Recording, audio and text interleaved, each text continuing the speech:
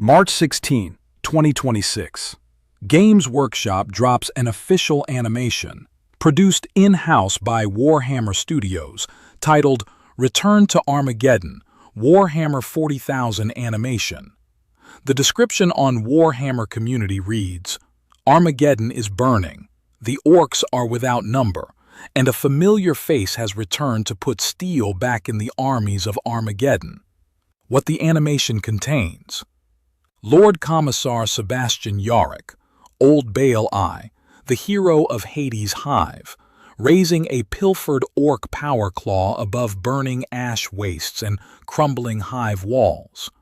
A cowardly local official executed by laspistol in the opening sequence. Orc forces in numbers that make the horizon green. Imperial tanks grinding through ruin. Armored personnel carriers in convoy through the equatorial jungle and the outer ruins of a hive city. Those vehicles are a detail worth noting closely. 4 days after the animation dropped, GW published a follow-up article on Warhammer Community. Viewers had been frame by frame dissecting the convoy shots, trying to identify which regiment the Chimeras belonged to. GW confirmed in that article that those Chimeras belonged to the Death Korps of Krieg.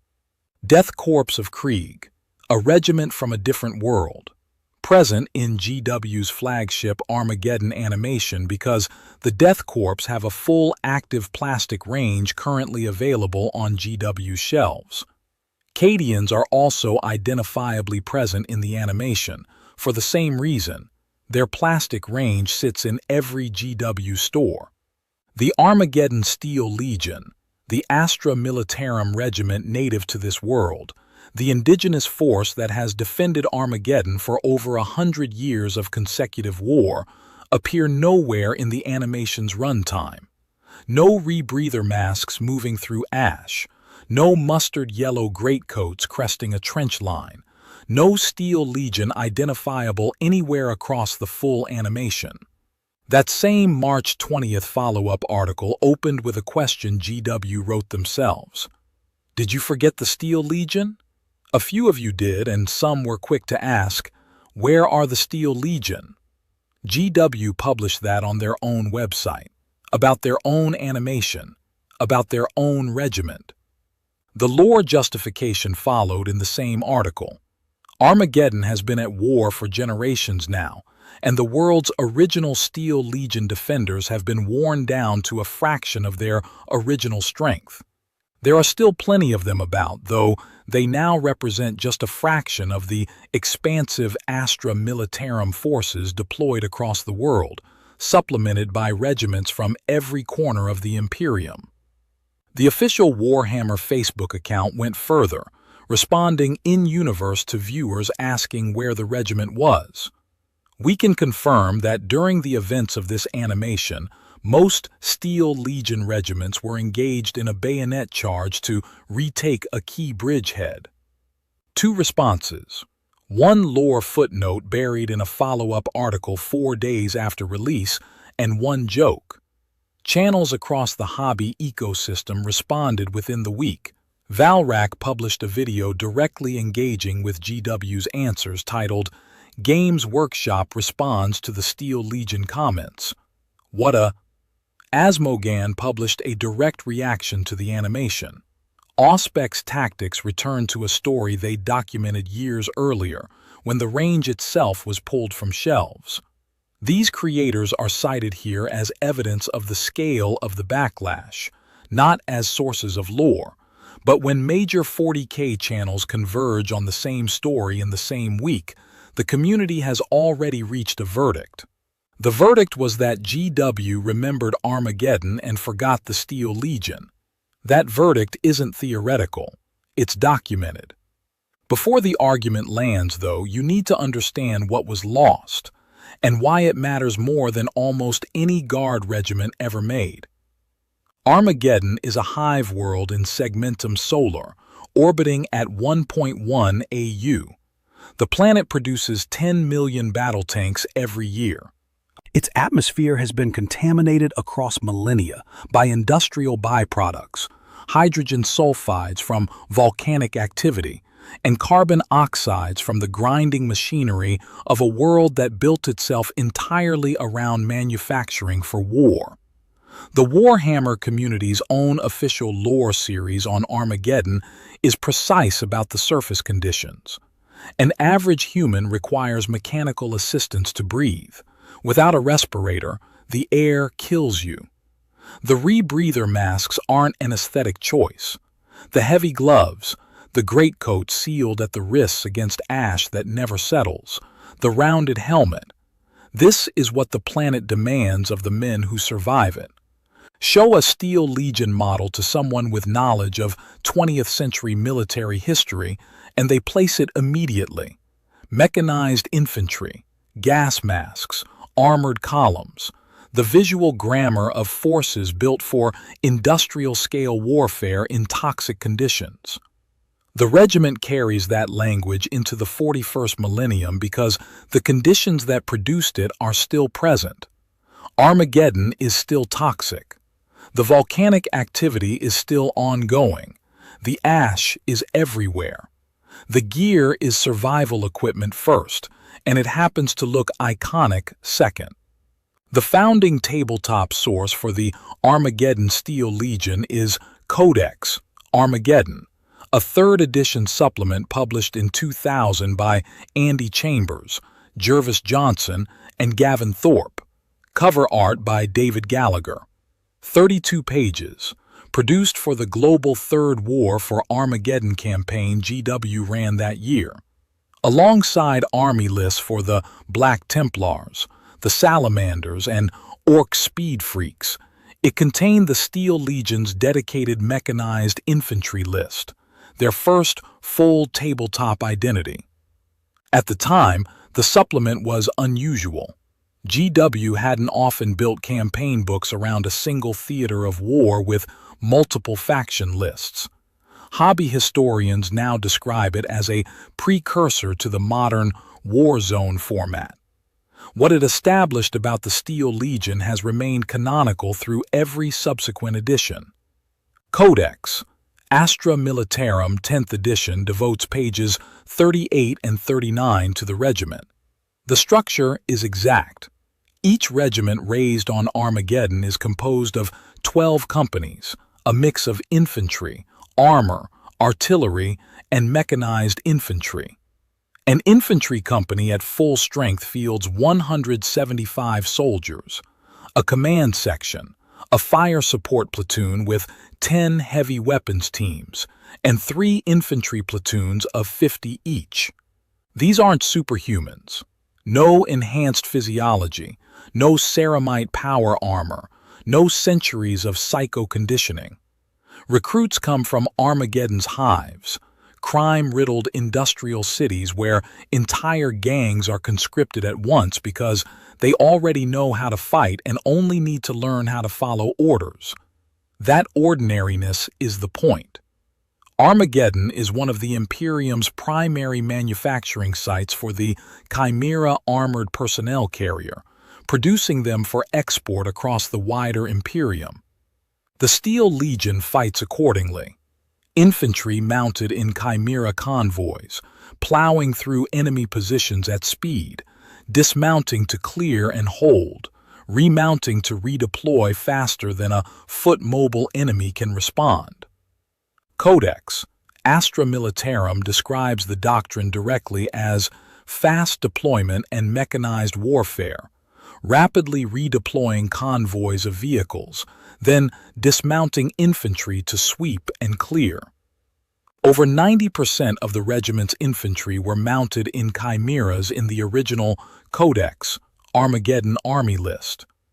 Players who built Steel Legion forces described them as the quintessential mech regiment. The Chimera isn't just a transport, it's the regiment's tactical identity. The Second War for Armageddon begins on the Feast of the Emperor's Ascension, 941 M41. Gazgul Mag Uruk Thraka, full name every time, arrives aboard the Space Hulk World Killer at the head of a Wa estimated at no fewer than 100 million Orks. The overlord of Armageddon, Hermann von Straub, has already failed his planet before the first Ork touches down. He declares the incoming Space Hulk uninhabited. He plans to salvage it for archaeotech. He refuses to contact the wider Imperium for aid. When the Orks make planetfall, his piecemeal counterattacks are torn apart immediately. Within 1 week, Armageddon Prime is under Ork control. Hive Uffern is destroyed on the first day of the invasion, not in battle, but by the physical impact of the Space Hulk Klaw of Desolation coming down on the continent's surface. Von Straub exiles a commissar named Sebastian Yarrick to Hades Hive in Armageddon Secundus for the insubordination of sending an astropathic call for outside help. It's the most consequential act of incompetent spite in the setting's history. Yarrick organizes the defense of Hades Hive. The siege that follows is the defining Imperial action of the Second War. Yarrick is everywhere, welding shut the blast portals against the Ork advance, negotiating treaties with the Hive's criminal networks to bring them into the defense, sending maintenance crews armed with nothing but bolt pistols and knives into the ventilation shafts to kill Ork commandos dropping from the spires. The population survives on rats and reduced power. Ghazghul arrives personally to oversee the assault, throwing every tactic he can devise against the defense. Elite commandos from above, giant siege weapons dragged into position, gargants fitted with earth-moving equipment to grind through the outer walls. For every approach, Yarrick finds a counter. When the siege weapons are too large to fight directly, volunteer parties slip through the lines at night to destroy them. When the commandos drop from the spires, the maintenance tunnels become killing grounds. The Steel Legion are the men holding that line, not Space Marines. Men from the Hives in rebreathers and greatcoats, armed with Voss-pattern las guns, riding in Chimeras their own planet built. When Space Marine reinforcements finally arrive, Blood Angels under Commander Dante, Salamanders, Ultramarines, they tip the balance. The counteroffensive drives the Orks back. Ghazghul is forced off-planet, not confirmed killed. Hades Hive falls before the relief force arrives. Yarrick is found in the rubble surrounded by Ork dead. In 943 M41, he addresses the survivors. Heroes of Hades Hive, you have withstood the evil savagery of the Orks, and they have left nothing for you to fear. The aftermath leaves 3 orbital stations constructed over Armageddon to monitor the edges of the system. They are named after 3 great heroes of the war, Dante, Mannheim, and Yarrick. A commissar's name on an orbital installation. The Steel Legion stood long enough to earn that. There is older history in this setting that is worth knowing, because the structure of what happens to Armageddon's defenders echoes across 3 wars. After the first war for Armageddon, which occurred prior to M41, a demonic invasion by Angron and the World Eaters, the Administratum and the Inquisition declared every surviving human defender tainted for having witnessed chaos. They were sterilized and sentenced to labor camps for life. Grey Knight strike cruisers destroyed Imperial Guard troop ships as they departed the system.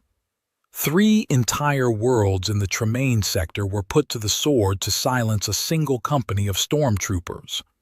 The official record was suppressed. Armageddon's defenders were erased from the history of their own war because the institution that sent them there decided the history was too dangerous to preserve. GW wrote that into the setting's earliest Armageddon material. It didn't usually map this cleanly onto a product catalog. The Third War for Armageddon begins in 998 M41. Ghazghul returns. He spent the 50 years between wars building a larger WOG, then captured Yarrick at the Battle of Golgotha and released him deliberately. Campaign records state the motive directly. He had let Yarrick go to make the ensuing invasion more exciting. The Third War is explicitly larger than the Second. More Orks, more Guard regiments from across the Segmentum Solar, Space Marines from more than 20 chapters.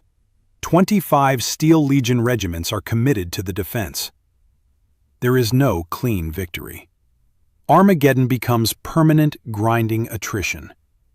Ghazghkull eventually withdraws to pursue wider ambitions, leaving the planet still burning, still held by men in rebreathers standing in ash. Yarrick and the Black Templars follow Ghazghkull into the void. Armageddon stays at war into the current narrative era. Now to GW's shelves. The Armageddon Steel Legion model range was sculpted by the Perry twins and released alongside Codex Armageddon in 2000. Cast in pewter, metal, always metal, never plastic at any point in their production history. That material classification determined their fate more than any lore decision ever could.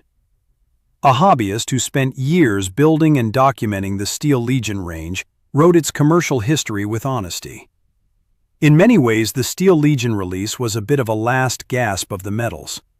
The Steel Legion always had a whiff of a stopgap special release, a fun addition to the upcoming Cadians who would become the Basic Guard.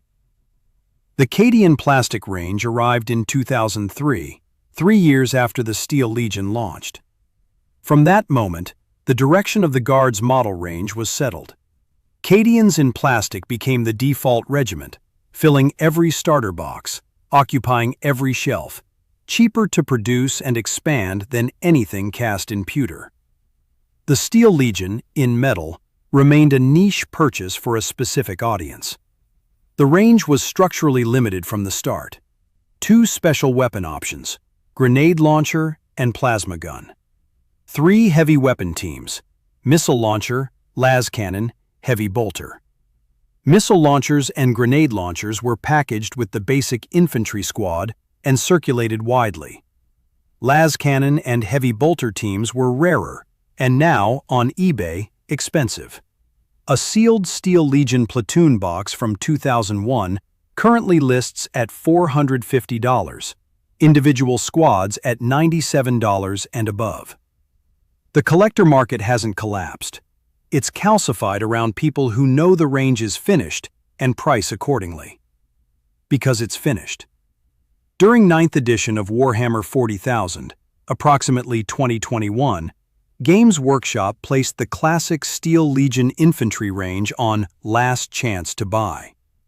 The window closed on November 8th. Auspex Tactics, one of the hobby's largest 40K channels with over 400,000 subscribers, published a video at the time explicitly titled, "Goodbye to the Steel Legion. GW removes the regiment." The description linked directly to GW's last chance to buy page.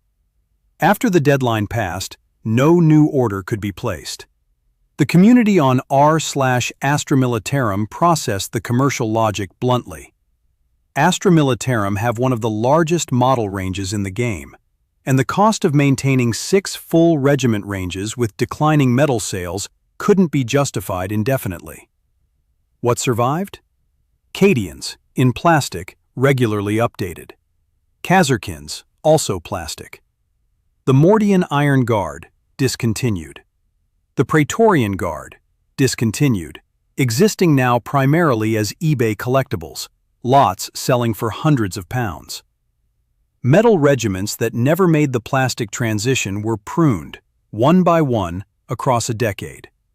The Steel Legion were the last of them to go. Their rules were moved to Legend status, GW's classification for legacy content, functional for proxy use but no longer actively supported in matched play. In January 2023, GW ran a temporary made-to-order window, making Yarrick's classic resin model and some older Astra Militarum characters available for a limited period. The window closed. The range remained out of active production. It's the current condition of the range when Games Workshop decides, in 2026, to retell the war for Armageddon in their flagship animation for a new edition. The animation was released March 16, 2026. Positioned as the centerpiece marketing piece for the new Armageddon-focused 11th edition launch, set to begin pre-orders June 6, 2026. Companion to a new plastic Commissar Yarrick miniature at $48. Servo-enhanced calipers on an aging body, the bionic eye blazing, the Ork power claw raised. Yarrick is the star. The animation is GW's definitive 2026 statement of what the war for Armageddon looks like. The hive walls burn. The ash wastes stretch under a toxic sky. Imperial forces hold corridors of broken infrastructure against a green tide that fills every frame. Armored convoys roll through the equatorial jungle.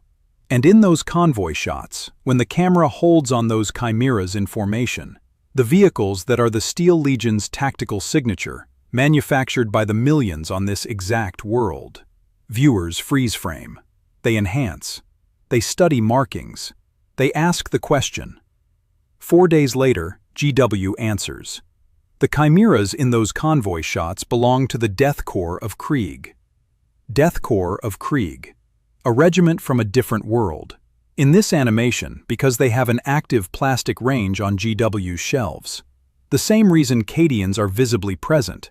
Their box sits in every hobby shop. The animation was built from what GW currently sells. And then, in the same March 20th follow-up article, a detail that sharpens the whole picture. Fun fact, the first appearance of the Death Korps of Krieg was actually on Armageddon, in Codex Armageddon, released in 2000. They were shown as an alternate color scheme for the Steel Legion. The regiment that was introduced to the hobby as an alternate paint scheme for the Steel Legion appears in the animation. The regiment they were derived from does not. GW's follow-up article also included a paint guide, instructions for painting the much newer Death Korps of Krieg plastics in Armageddon Steel Legion colors. The regiment whose models were discontinued gets honored by painting someone else's range to look like them. The Facebook response. Most Steel Legion regiments were engaged in a bayonet charge to retake a key bridgehead. Is clever writing. It's also a tell. When a company responds to viewer confusion with an improvised in-universe explanation for why a regiment isn't on screen, the inference isn't complicated. They weren't on screen because they don't have a range. Games Workshop has published no statement explaining the commercial rationale for the 2021 discontinuation. What follows is a reasoned read of the observable pattern, not a GW press release. GW's production economics follow a structural rule that has been consistent across 2 decades. Plastic ranges survive and get updated. Metal and resin ranges get phased out when sales volumes fall below the cost threshold of maintaining production, storage, and distribution. The Steel Legion were metal from birth. 3 years into their production run, Cadians arrived in plastic and immediately became the default guard regiment. Cheaper to produce, easier to expand, accessible to new players at every price point. The Steel Legion remained a niche purchase for a dedicated audience. Dedicated, but not large enough. The metal regiment case was structurally precarious from the moment the Cadian plastic sprue existed. Players who wanted mechanized guard were already buying Cadians. Players drawn to the gas mask aesthetic increasingly had the Death Korps of Krieg as a full plastic alternative. Between Cadians for the mainstream player and Death Korps for the atmospheric niche, the commercial case for maintaining expensive pewter tooling for a limited pose range with no flagging hero model became difficult to defend against a production spreadsheet. That last point, no hero character, matters in GW's modern commercial architecture. The new Yarrick model drives standalone purchases at $48 and anchors army sales around it. Named characters are how GW moves product in the modern era.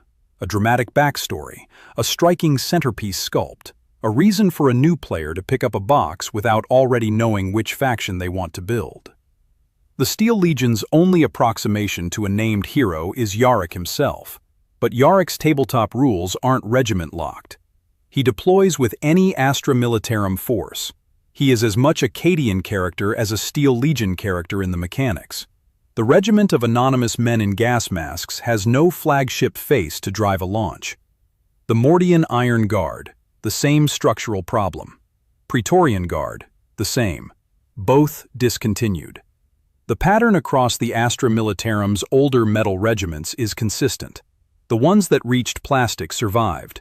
The ones that didn't were pruned. The Steel Legion's 2021 sunset isn't an outlier. It's the expected outcome of a production logic that has been visible for years, applied to a regiment that defined a world. None of this required a deliberate decision to erase the Steel Legion from Armageddon's story.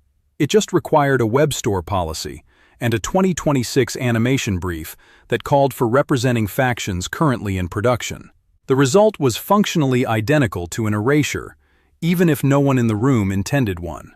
What the community articulated during the backlash, in threads across Reddit and forums like Bolter and Chainsword, was that the specific grievance wasn't solely about missing models. The complaint was this: GW used Armageddon as the backdrop for their flagship 2026 launch, brought back the character most associated with Armageddon's defense, built an animation and a new addition around his return, and constructed the whole package without the regiment that made his story possible. Yarrick held Hades Hive. The Steel Legion stood beside him. The animation has Yarrick. It has the Orks. It has regiments imported from other worlds. The indigenous defenders who gave this war its identity are in a follow-up article, explained as worn down to a fraction. There is a steel in this that runs through the setting.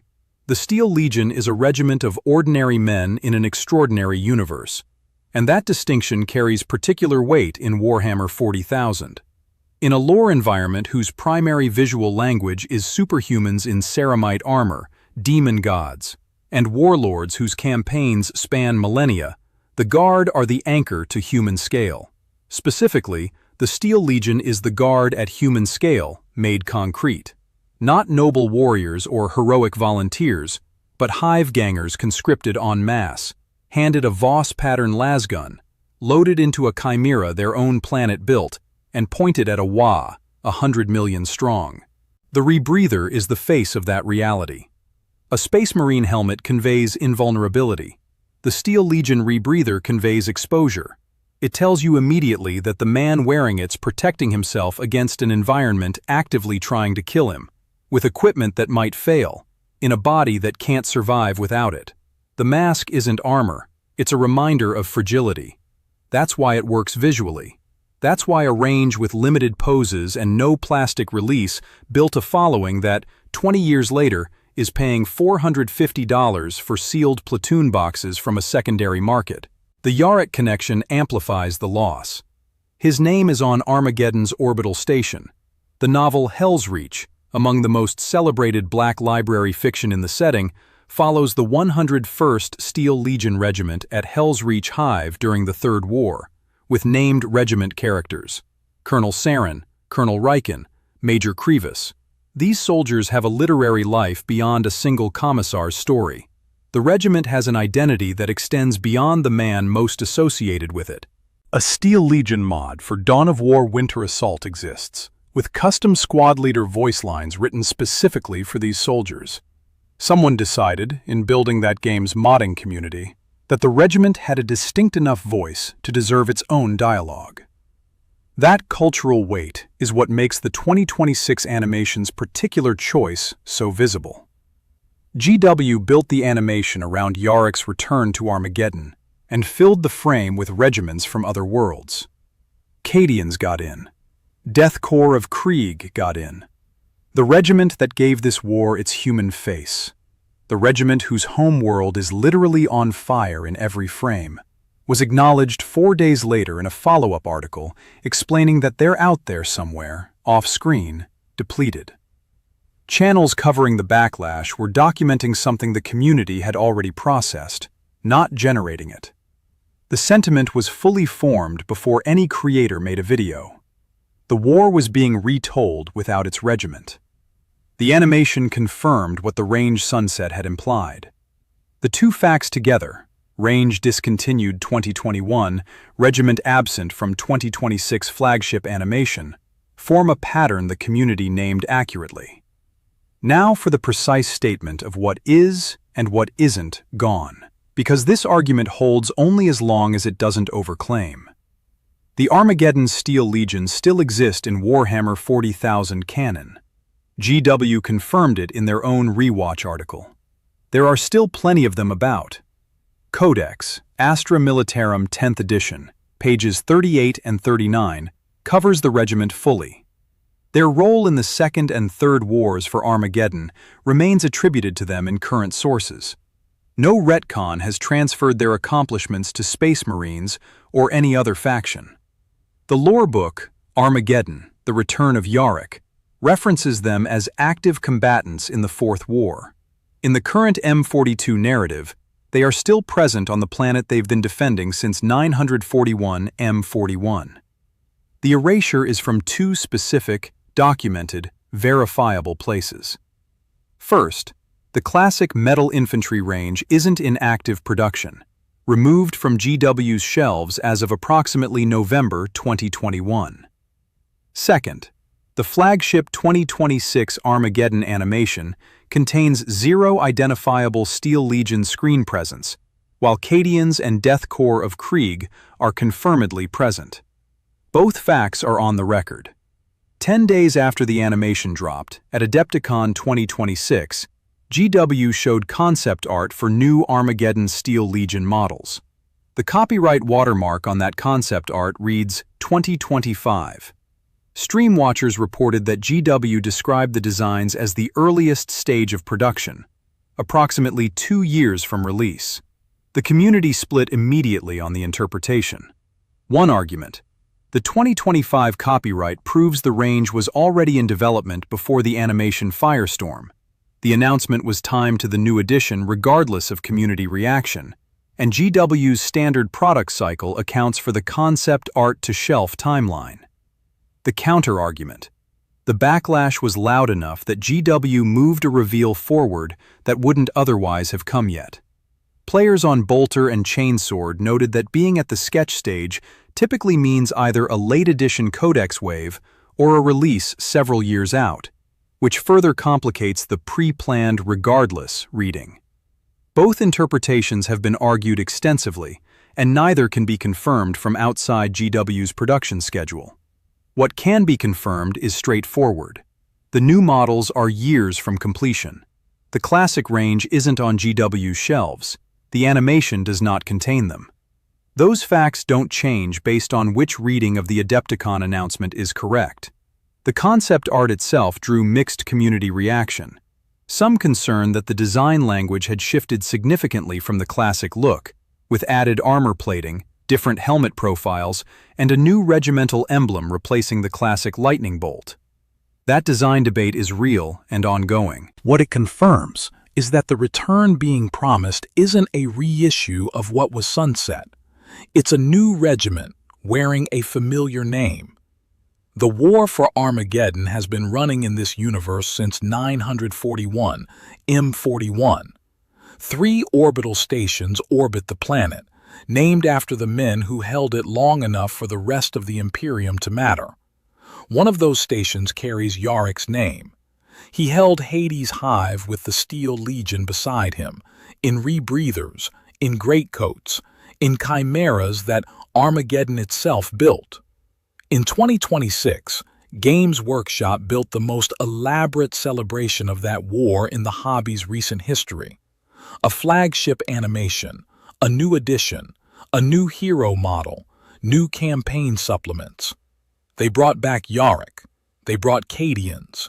They brought Death Korps of Krieg, whose first appearance in the entire hobby was as an alternate color scheme for the Steel Legion in the pages of Codex, Armageddon, in the year 2000. A regiment introduced as a paint variation on the Steel Legion made it into the animation. The Steel Legion didn't. GW acknowledged the absence on their own website 4 days after release.